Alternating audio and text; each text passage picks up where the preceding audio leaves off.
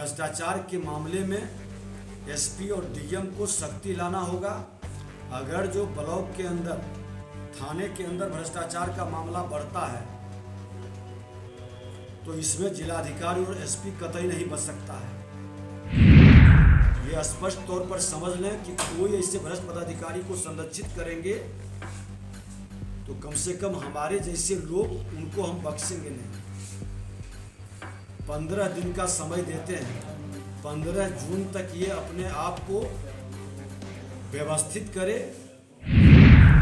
नमस्कार, news for nation देख रहे हैं आप। मैं हूं आपके साथ रश्मि। खाना पूर्ति का काम अब बिहार में नहीं चलेगा, ये कहना है बिहार विधानसभा स्पीकर विजय सिन्हा का। बता दें कि जिस तरह से भ्रष्टाचार के मामले बिहार में इन दिनों देखने को मिल रहे हैं, इसको लेकर एक बार फिर से गुस्सा स्पीकर विजय सिन्हा का देखने को मिला, जिसमें उन्होंने साफ कर दिया है कि सभी जिले के डीएम और एसपी को अपने काम के बोझ को, अपनी जिम्मेदारी को समझना होगा और संभल कर काम करना होगा। अगर किसी भी तरह की लापरवाही उनकी तरफ से की जाती है तो उन पर एक्शन लेने में तनिक भी देर नहीं की जाएगी। ऐसे में क्या कुछ कहना है स्पीकर विजय सिन्हा का? भ्रष्टाचार के मामले पर किस तरह से मुखर होकर स्पीकर विजय सिन्हा सामने आए हैं, सुनवाते हैं आपको। हमें सेवा का अवसर दिया है और आज 15 वर्षों से जो भी काम हम लोग कर रहे हैं,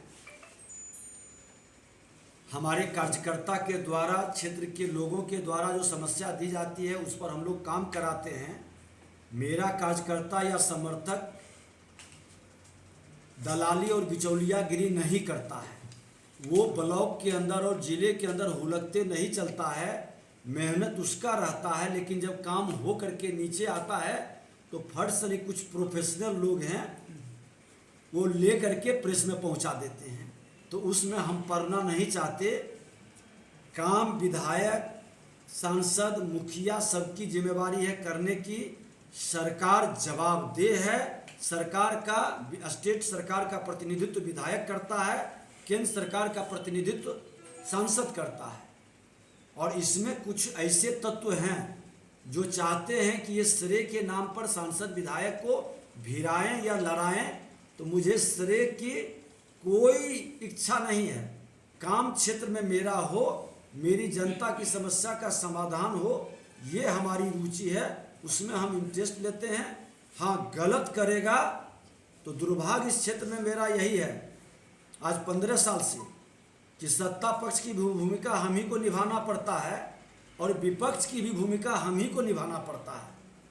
और इस तरह के दुर्भाग्य से यहाँ जो विपक्ष बैठे हैं, पता नहीं वो क्यों मौन रहते हैं।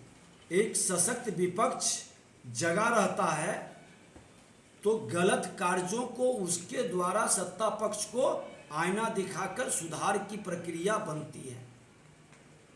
एक मजबूत विपक्ष अच्छे, और एक चीज बता दें, हर राजनीतिक दल में एक अच्छे लोगों की जमात है। आज उस जमात को संरक्षण करने का, सुरक्षित रखने की जिम्मेवारी सभी की है। और मैं दलीय भाषा से ऊपर उठकर ऐसे तमाम लोग किसी भी दल के हैं जो अच्छे काम को ईमानदारी के साथ, भ्रष्टाचार मुक्त, पारदर्शिता के साथ विकास की गति में भागीदारी करते हैं, उनको हमें सहयोग करता हूँ। कहीं मरम्मती की भी ज़रूरत है। ओडीएफ के भी मामले में जिसको जिसको ओडीएफ घोषित कर दिया, ओडीएफ प्लस की भी जिसने सूचना करने में लगा हुआ है। और सच्चाई है कि स्थिति बहुत ही दयनीय है। तो जिलाधिकारी अपने कक्ष में बैठने के बजाय पंचायत में भी जाकर के लोगों से फीडबैक ले और समीक्षा करें। डीडीसी और जिलाधिकारी खाना पूर्ति की व्यवस्था न बनाए। भ्रष्टाचार के मामले में एसपी और डीएम को सख्ती लाना होगा। अगर जो ब्लॉक के अंदर, थाने के अंदर भ्रष्टाचार का मामला बढ़ता है तो इसमें जिलाधिकारी और एसपी कतई नहीं बच सकता है।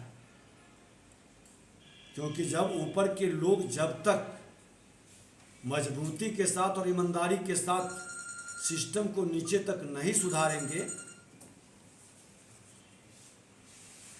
आज सीओ का मामला आ रहा है कि बिना पैसा की कार्रवाई नहीं कर रही है।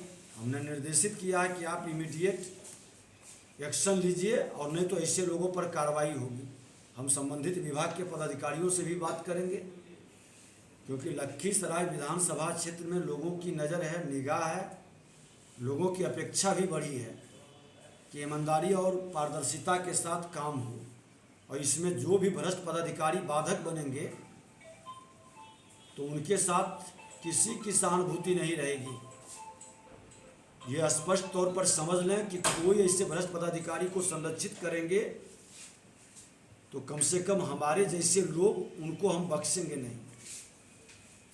15 दिन का समय देते हैं, 15 जून तक ये अपने आप को व्यवस्थित करे, खाना